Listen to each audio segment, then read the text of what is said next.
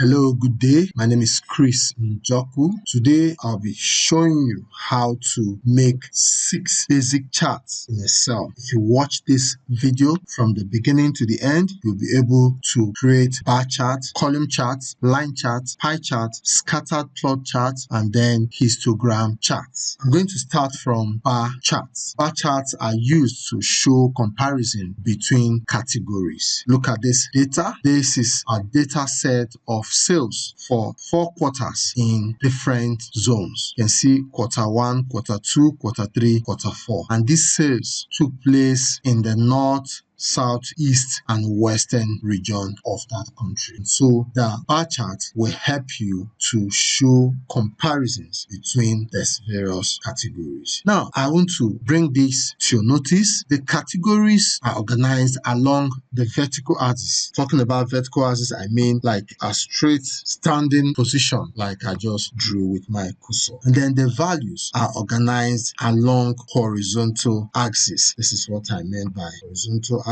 See, horizontal from left to right. So now let's go on and then create this bar chart.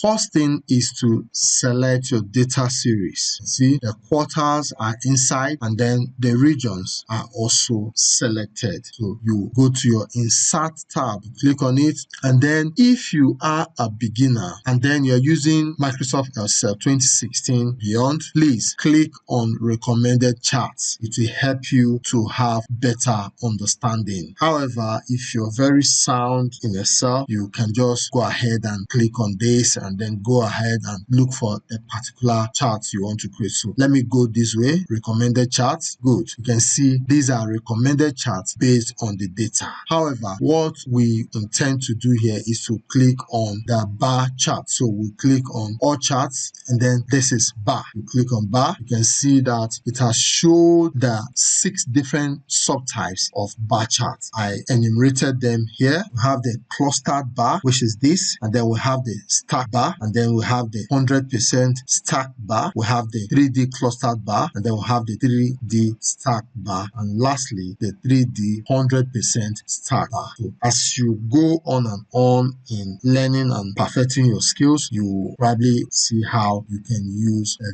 various types of bar charts. So let's click on this, and then this is our bar chart. Let me place it here. Now, I remember telling us that the categories are organized along the vertical axis. So these are the Q1, Q2, Q3, Q4. These are the categories. And then the values are organized along the horizontal axis. So these are the values. Now, I want to quickly edit this bar chart for those that will be using bar charts in their assignments, publications. There is need for you to learn how to navigate through. So I will delete this chart title. It's not necessary. And then I'm also going to delete these lines. They are not necessary. Now, watch me place the categories in the right position where they are now.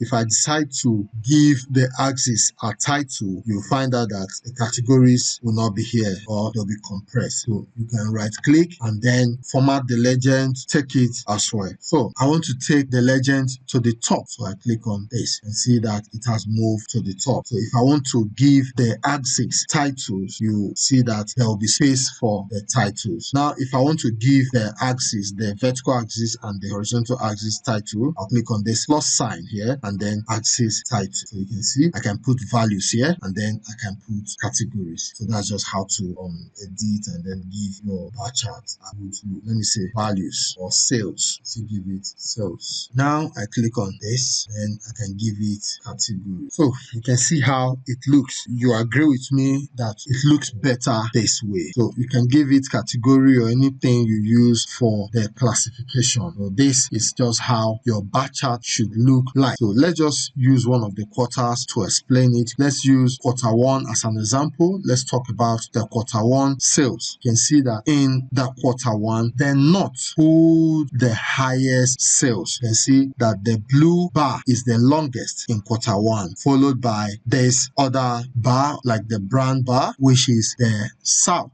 then thirdly the west, this yellow bar, and then the least sales in Q1 came from the eastern region. So you can just look at this and then see how true my analysis is. The north 75, the south 60, the east 45, the west 55. So north is first, followed by the south, and then the west, and the least came from the eastern region. So that is just that about the bar chart. Now we move to the next, which is column chart. Okay, the column chart is more like an opposite of the bar chart. Yes, in terms of the position of the categories and the values. In the column chart, the categories are organized along the horizontal axis, while the values are organized along the vertical axis. I decided to use the same data that I used in the bar chart for the column chart so that you understand what I meant by the positioning of categories and the value. Now I'm going to select the data, click on Insert, Recommended Charts. I'm doing this because I assume that I'm working with newbies on creating charts. So you can hold this and scroll, you see the different types of charts, you'll be seeing them. However, for emphasis sake, click on all charts and then you know the one you are looking for, probably just click on it. So in this case, we are looking at the column chart. So this is column chart, we'll click on column chart. Now these are the different types of column charts: clustered, stack, 100% stack column, 3D clustered, 3D stack column, 3D 100% stack column, and then 3D column. I itemize them here for you so that you'll be able to see. Now we click on OK. This is the chart. Categories are organized along the horizontal axis. You can see the Q1, the Q2, Q3, Q4 are on the horizontal axis, while the values are on the vertical axis. Like I did initially when I was talking about the bar chart, I will delete this, I remove these lines, and then I will right click on this legend and take it to the top. So this is it. Now I want to add axis, so I click on this and then axis will be there for you to label properly. So this is just for the column chart. I'm going to move into the line chart. Now line charts are very important in Excel. If you are a beginner, you should take your time to practice it. You have a lot of happenings around you that you can use as an example when trying to create the line chart. So moving forward, I'm going to talk about the line charts. The line charts show changes over time with continuous data. Now let me use this data to explain what I meant by that. This is an unemployment rate from 1996 to 2010 in a particular Western country where we have white and black. So you can see white and black as column headings, and then we have 1996 for white 18, for black 30. This is just an assumption. For 1997, 15 for white, and then for black 26. Now I want to plot the line chart to show the trend. You're going to see how it happens for individual race. I'm going to plot for white alone. I'm also going to plot for black and also plot for white and black together so that you have a stronger understanding. So let me plot for unemployment rate of white alone for this period. So I'll select white and then select the time frame, the years from 1996 to 2010. Go to the Insert tab, Recommended Charts. Then we are looking for line chart. Now this is another good reason for you to click on Recommended Charts. If you are confused, you don't know the appropriate chart to use to visualize your data, if you click on Recommended Charts, Excel can help you suggest a couple of charts that fit your data. You can see this. We actually wanted to plot line chart. The data fits line chart properly, and so Excel suggested line chart. But we're going to go through the routes that we have taken. We'll click on all charts and then we'll click on line. Now you see the different types of line charts. You can see this is the line chart, the very first, and then we'll have the stack line, we have the 100% stack line, we have the line with markers, we have stack line with markers, we have 100% stack, and then we have 3D line. I'll advise you to just create data for yourself and then try out all of this. We're just going to move ahead and then we click OK. So this is the chart and this is how it looks. In 1996, the unemployment rate for white was around 18. So you can see it here, 18. Now, for us to see the point clearly, I'm going to create another line chart and also use markers so that you see where the 18, the 15, the 13 all appear. So I'm going to select the data again, insert, amended, line chart. I'm going to pick line with markers. So now look at these small round spots here on this line. They are data points. This is 18. The next is 15. You can see it's 15. The next is 13. You can see the next is what? 28. And that 28 is traceable to 1999. So you see the next, when you place your cursor, it will show you the value. You can see value 25. 25 is in 2000. So this is the difference between the subtypes of this line chart. If you need to probably show the data point, you can use the line with marker. So that would be the best. Let me just delete this and then edit the line with markers. I like to take this off, then take this off as well. But before I do so, I want to show you some. If you're plotting a line chart for probably publication or assignment, there is need for you to show how deep the trend is. Listen and listen very carefully. You can see that the very first of this line is 18 and then it came down to 15, it came down to 13 and started going up. Holistically, if you look at the data, there is no value below 10. I think the least value here is 13. But you are seeing 0 to 10. You can take 0 to 10 off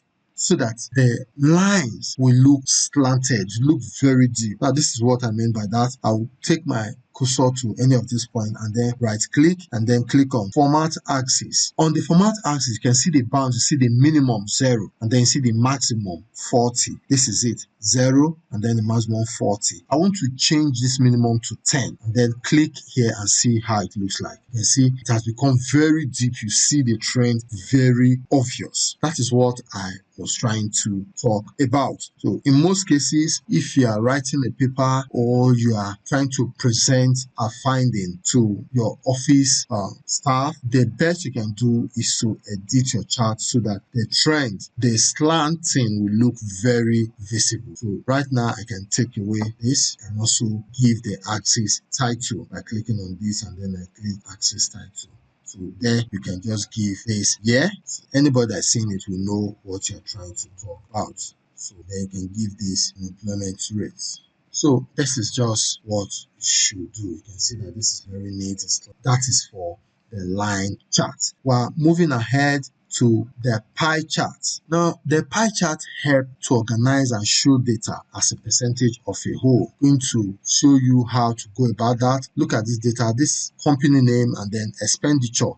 These are oil companies: Total, Shell, ExxonMobil, Connoy, Chevron, and AP. And then these are their expenditures for a particular year. Assume, this is an assumption, please. So you can select the data, you click on insert, recommended. If you're strong in Excel, you can just click on this is the pie chart, but let's go with this, recommended. You can see Excel is recommended pie chart to you based on your data. This is clustered column, this is bar chart, this is pie chart. So we click on all charts. Our interest is pie chart, so we click on pie chart, and so this is how it looks like. You click OK. You can see this is like an orange, a circle, and so you can slice it according to sizes and then be able to know the biggest and then the smallest. You can see from this, the largest here is the gray color, which is the ExxonMobil. If you look at the data, you see it 9.4 million. So this is just something that you should learn how to do. This is how your pie chart looks like. I always say I can try to delete this. In some cases, you leave it, delete, and then you leave it like this. In some cases, you can also leave it, and then if it suits you, you leave it like that. So the colors show the different oil companies: Total, Shell, ExxonMobil, Oil, Chevron. This is just how the pie chart looks. Next, we go into the scatter plot chart. Now, scattered charts are used to primarily show relationship between two numeric variables. By numeric variables, about numbers, you can see sunshine hours, plant height. They are both numbers. Now, I will use this opportunity to explain something to those that are new to plotting in Excel. We have two axes, the horizontal axis, and then we have the vertical axis. In your scatter plot, your vertical axis represents the dependable variable, and then your horizontal axis represents the independent variable. Now, I'm going to explain that to you as soon as I do plot. Now, let's select the data. Let me not go too far, probably just, and then click insert, recommended. You can see Excel is recommending scatter this. Then we'll come down to scatter. Now, I want to explain the dependent and the independent variable. When we talk about independent variable, we mean a variable that is not dependent on anything. It's on its own. It does not depend on any other variable. It will just be there. For example, year does not depend on anyone. 2020 will come, 2022 will come. You cannot stop it. Another thing that does not depend on anything is sunshine. Sunshine will come up if it is season. Now, I want to use this data to explain dependent and independent variables. We're looking at sunshine hours and the plant height. For those of us that did photosynthesis during our science classes, we know that plants need sunshine. I'm not going to go deep into explaining that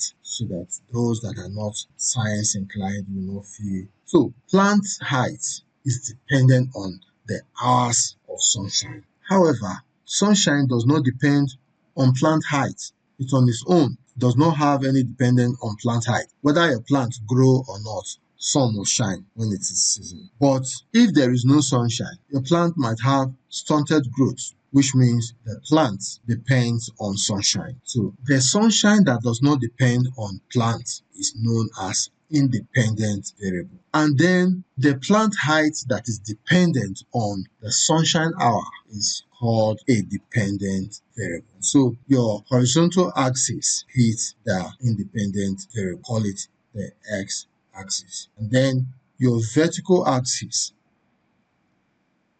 which is the plant height, is the dependent variable. So that is just that about dependent and independent variable. So now we can just delete this. We can try to do the needful by giving it axis title. So this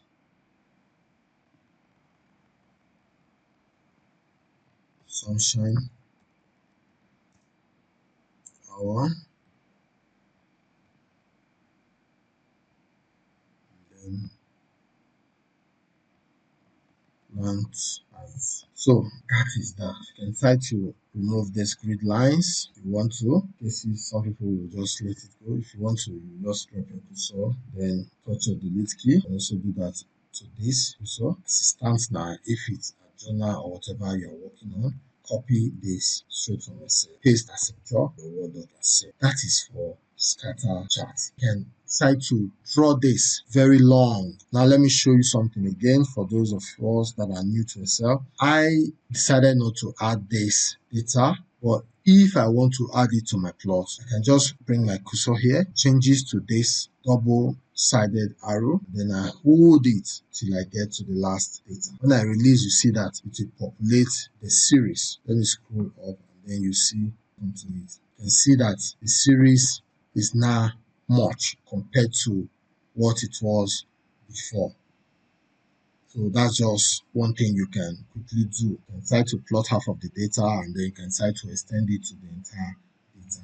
So that is. Next is the histogram. Histogram is very important and I am bringing it here as the last because there are a lot of technicalities I need to show you. Now let me click on the histogram. Look at this data. This is a flight delay time. These are minutes that individuals have waited to book a particular flight. And so in data analysis, you can model the data and use it to predict. However, we're not going deep into that. I just want to show you how to represent this data in a histogram chart. These are wait time. Let me put in brackets here, minutes. I don't want to make it hours so that it will look good. Let me say minutes. So these are wait time in minutes. So I want to classify the wait times. So what I do is to be able to do that without stress, you have to create what we call wait bins. You can remove the word wait and then we'll call it bins. The bins are categories. The categories mean that, okay, if you waited for 60 minutes, these are the people that waited for at least 60 minutes before they were able to catch their flight. This category of people waited for 120 minutes. This flight. Now, let's talk about histogram charts. In preparing this data, I took my time to think of the best idea that will drive home histogram charts. The best idea that will make you understand histogram chart very well. So I just decided to come up with the waiting time of airlines before takeoff from a particular location. Let's assume that a particular XYZ airline waits 185 minutes before leaving that location. Then another airline, BKT, waits 94 minutes. Another one waits 315. Another one waits 232. We can classify the wait times with what we call bins. That's why I name it wait bins. Now I'm going to show you how to go about that step by step. First, we have organized the data.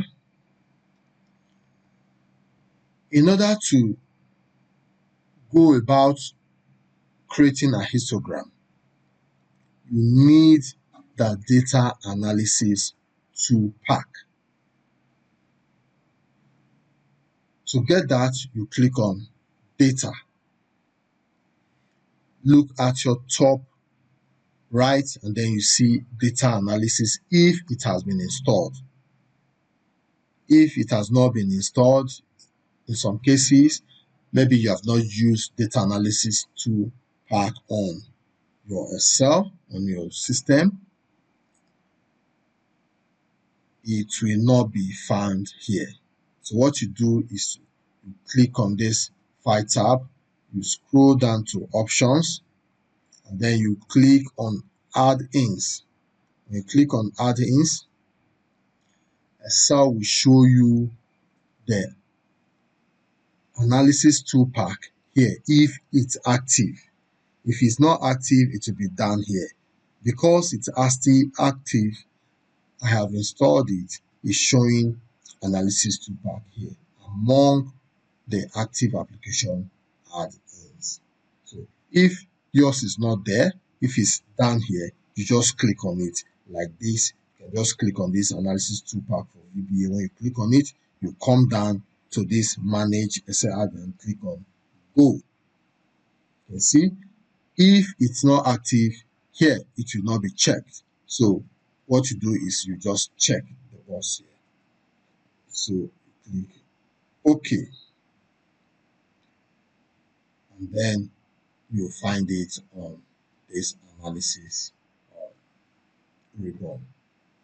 So you can see it's looking, you can see that the data analysis is here visible on this analysis ribbon. Now we have gone through that process. So the next thing we're going to do is to click on the data analysis command. When we do so, it will show us all the analysis tools that are there. You can see ANOVA, single factor, ANOVA double factor, a whole lot of them, correlations, descriptive analysis, some that you'll be needing in your research work. However, our interest is histogram. So we'll click on histogram and then we'll click OK. Now, Excel will ask us, what is the input rate? Now, I'm going to empty all of this so that you understand what I'm going to do clearly. So you drop your cursor here on the input range. Excel is asking you the histogram you want to create. What is your input rate? When you drop your cursor here, you can now come down here and select your wait time. Select both the headings. And then the next thing is your bin range. You can drop your cursor here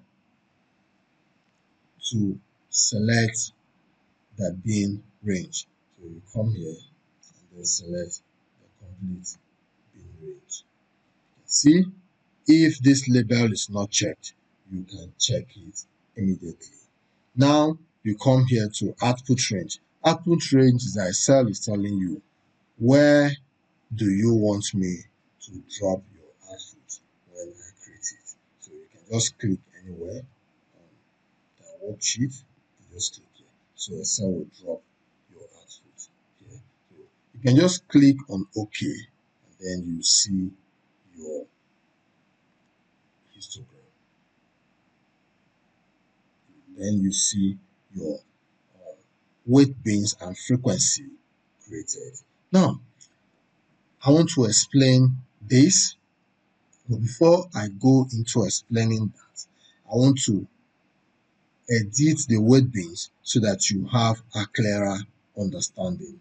When you see weight bin here and then you see 60, what it should mean is that every data from 1 to 60 will fall on this frequency. So you can just edit.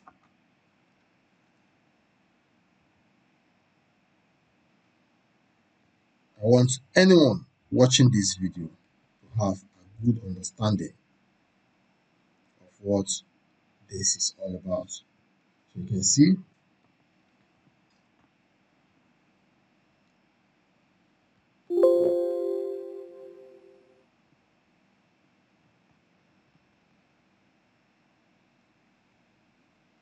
so I want to edit this weight bin so that you have a good understanding of it. I've dropped my cursor there.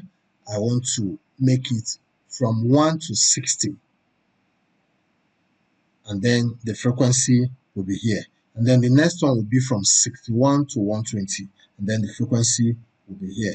And then the next will be from 121 to 180. So let me do it so that you see. Now we'll drop apostrophe and then click 1. Now I want to explain why I dropped my apostrophe first. In Excel, I taught my esteemed viewers how to format numbers very well in Excel. Maybe you have a job to deliver and then you are meant to type phone numbers. You know, phone numbers start with 090 and then till the end. Now I want to explain this. I drop this apostrophe and then type 1 because I don't want this number to look like a date. So I click my enter key. You can see what is showing. And for this, I can just do this 61 to 120. You can see the text, the numbers are aligned to the left because of the apostrophe I put first. So just note that. So this will be 121 to 180. Then this will be 181. 181. 181.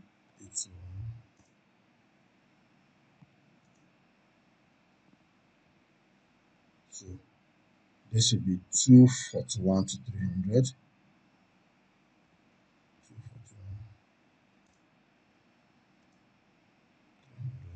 And this will be 301.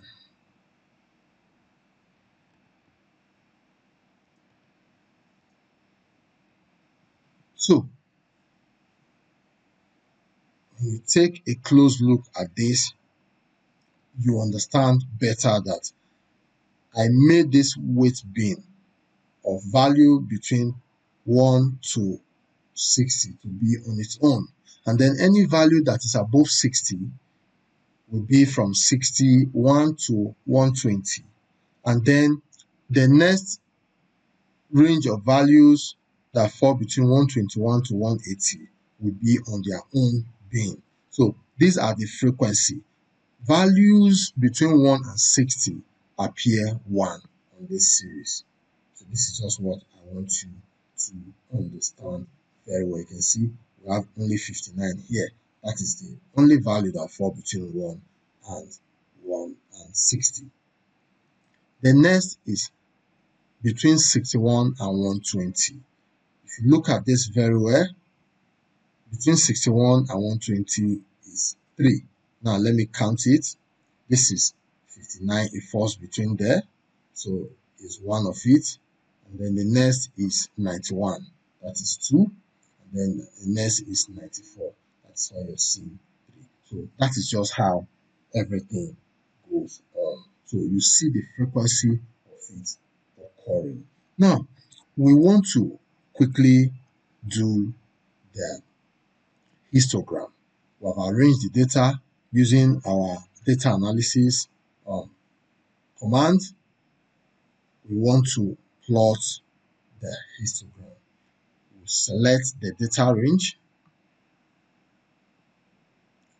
I'm not going to add this more to it because there's no value there. So I click on insert. I click on recommended. Look at what it says recommending to us, column, because that is what we show the data the way anyone looking at it will like it. So we'll just click on here, click on the all charts, and then we'll click this. Okay. In some cases, you can decide to give it different colors. Let me start with this. We'll click on this, and then we'll click OK. So now you can see how it looks like. So you can see between 1 and 60 is just 1. Between 61 and 120 is 3. You can see it, 3. Between 120 and 180 is 2. So anybody that is looking at this now, we know that the airline with the longest wait is the one that falls between 181 to 240. So 181 to 240 is the longest wait time. If you are to use this data to make decision, probably you are in a hurry and then you want to fly quickly, you will not go for any airline that wastes so much time before flying from that region. You will go for the one that wastes the least time, the one that takes between 1 and 60 minutes. In an hour, they leave that location. So that's just what histogram chart can do for you. Now I want to edit it so that you see how histograms look like. Let me take this off. You right click any of this bar and then click format data series, and then this gap width, you take it to 0%.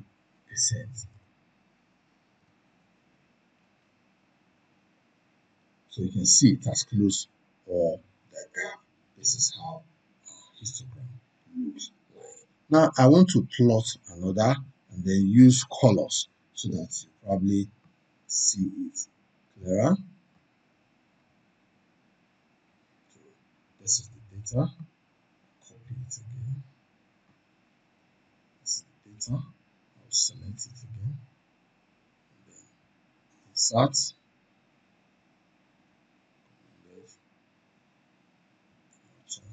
So instead of this first one, I'm going to click on this.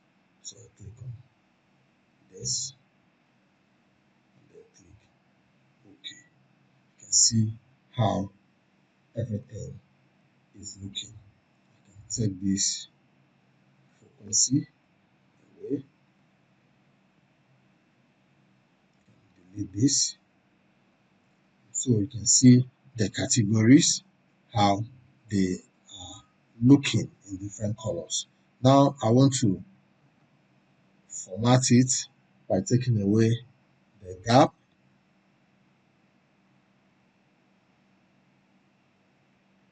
So you take this to 0, then you click anywhere. So you can see that the gap is very minimal compared to every other value that we decide to give to it. If you give it 1, it will start increasing again.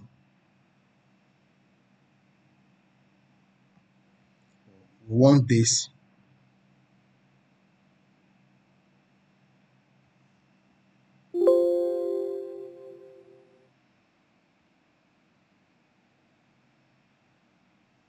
So you can see that the gap has closed to almost negligible. You can see how close the gap are. So that is for histogram. I do hope you make a time to practice all of these chart types that we have taken time to go through, from bar charts to column charts to line charts to pie charts, scatter charts, and then histogram charts. I'll be making other videos that will focus more on different chart types. For now, I just want you to have general knowledge of this and how to navigate as a beginner. When you get to the advanced level, you can see how to work on the scatter chart, the different types of charts in details. Thank you very much.